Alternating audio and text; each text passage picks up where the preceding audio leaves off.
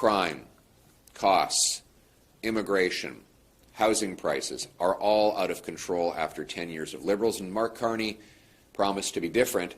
Instead, everything is worse. The deficit is worse under Carney than it was under Trudeau.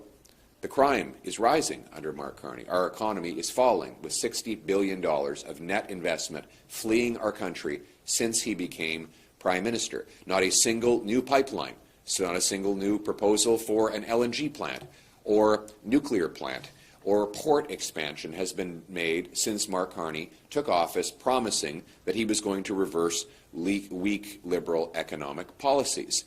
In fact, he has given a gift to President Trump as $60 billion of Canadian investment has fled the country in less than the half a year since Mr. Carney took office. And speaking of trade, he promised he could handle Trump.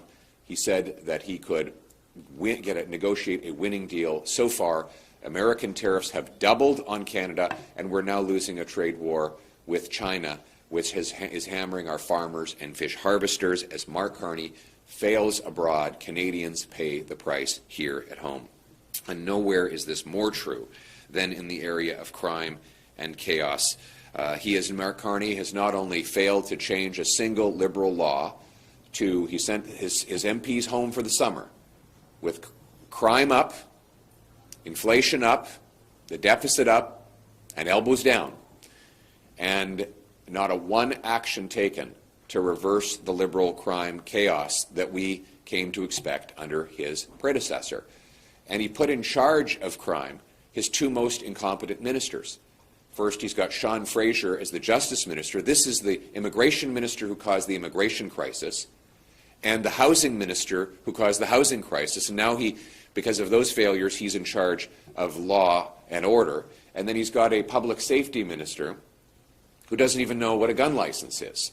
So how can he fight gun crime?